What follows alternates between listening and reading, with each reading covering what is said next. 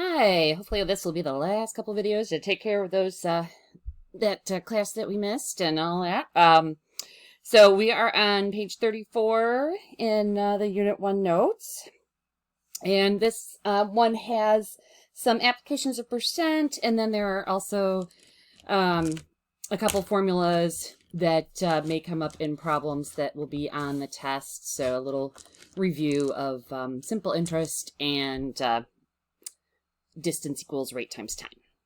So starting off with percent applications.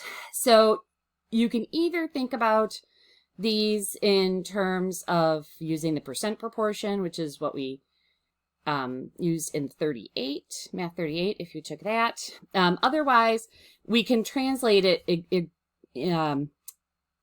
translate the information directly into an equation. And the basic equation we're going to be thinking about is that the rate times the base equals the amount.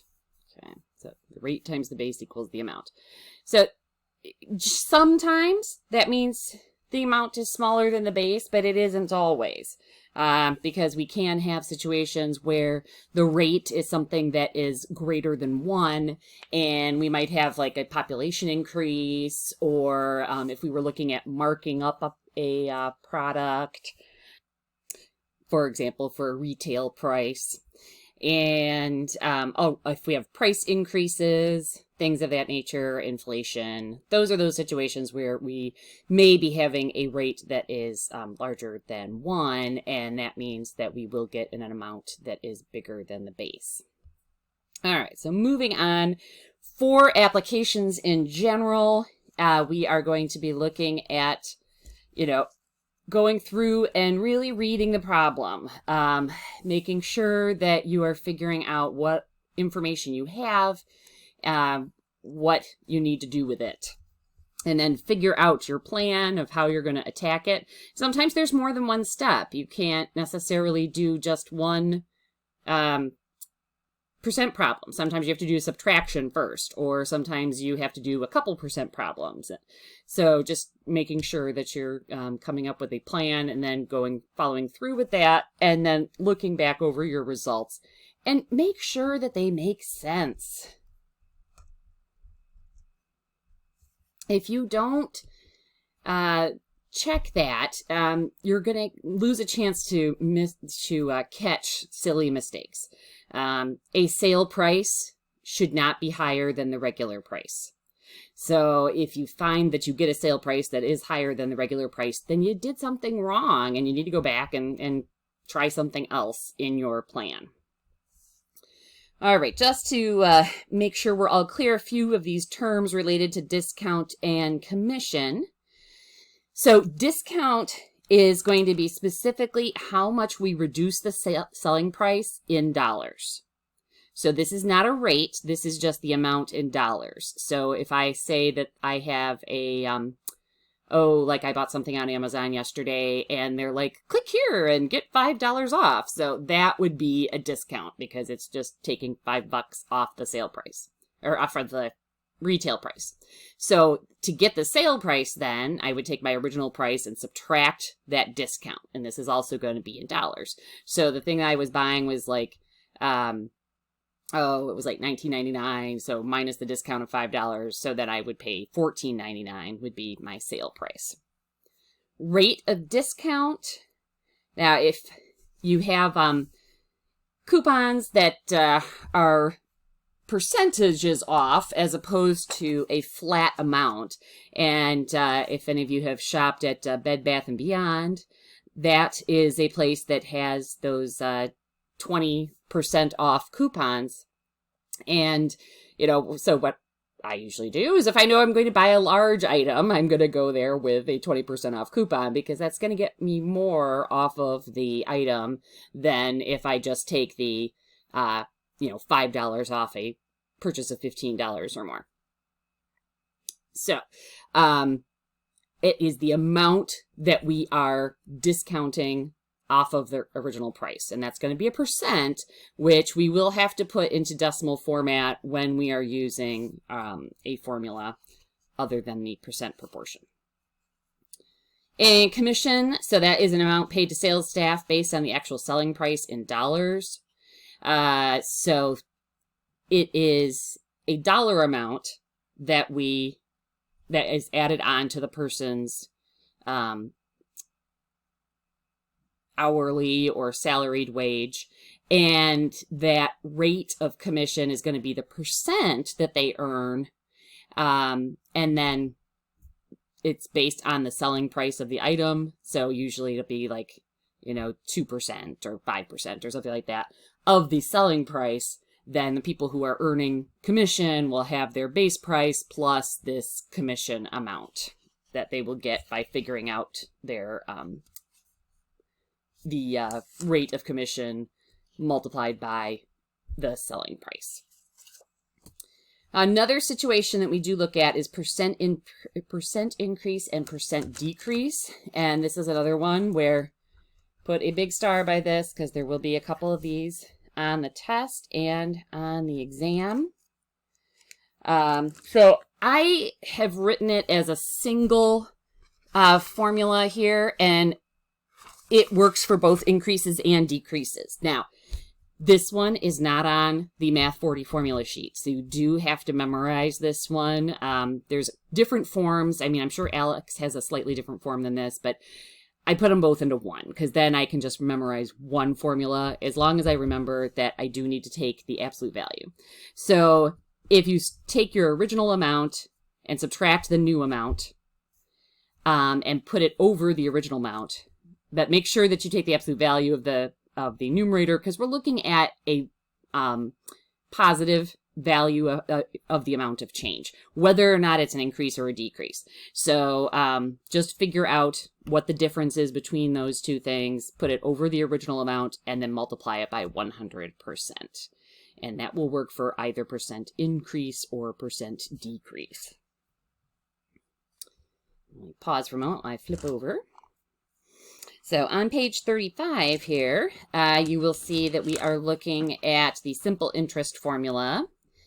And simple interest refers to the fact that you only earn money based on the principal amount that you put in. So like if you put $500 into an account, you're just going to earn interest on that $500. Now, if you have the opportunity with your own personal real life money, you want to go with compounded interest because that means that I would get the $500 plus the interest for that year.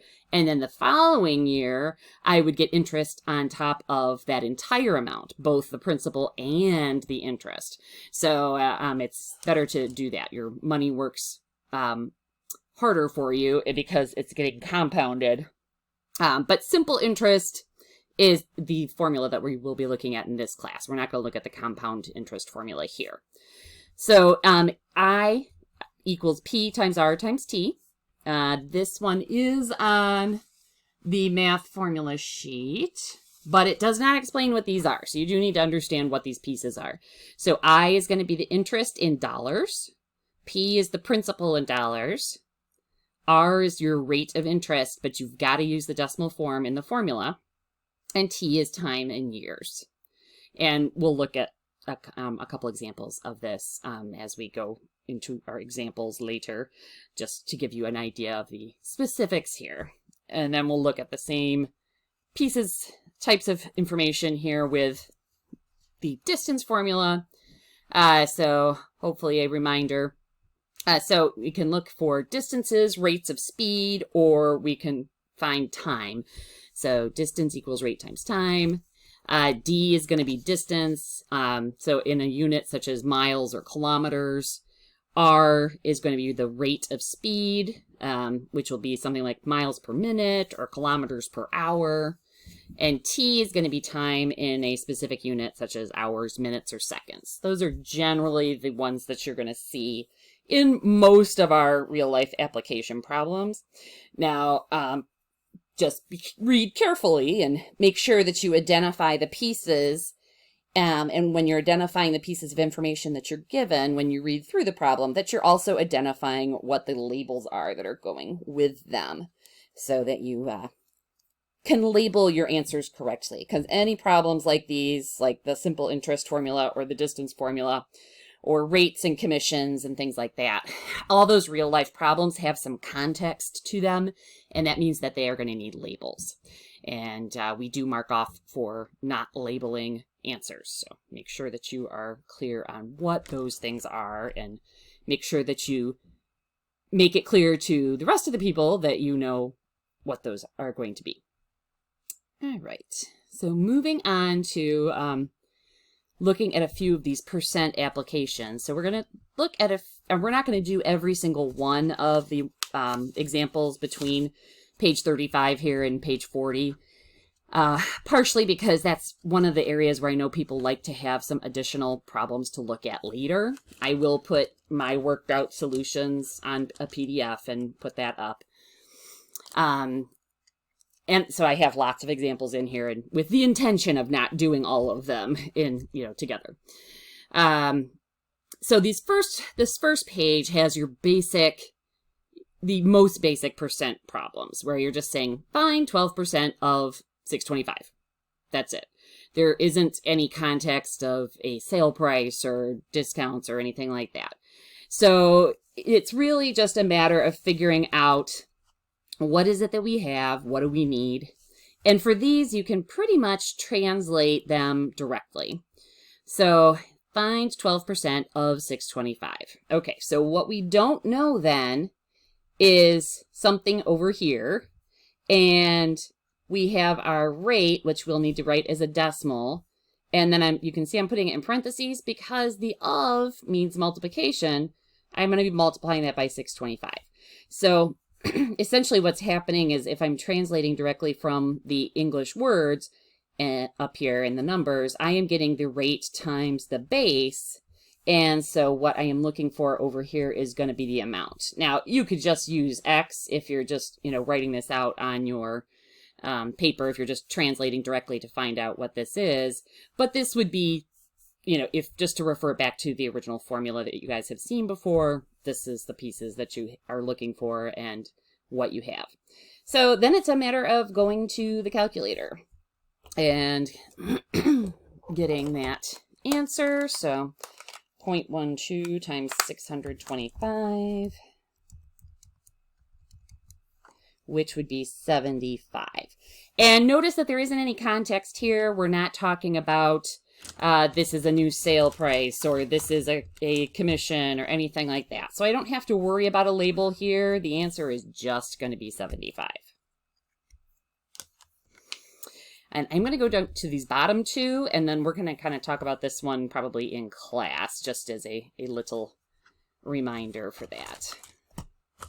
Because that's a little mental math thing that is helpful when you're at a store or things of that nature. You should not have to go to your phone to figure out how much to tip somebody. Okay, so this next one says 72 is 30% of what number?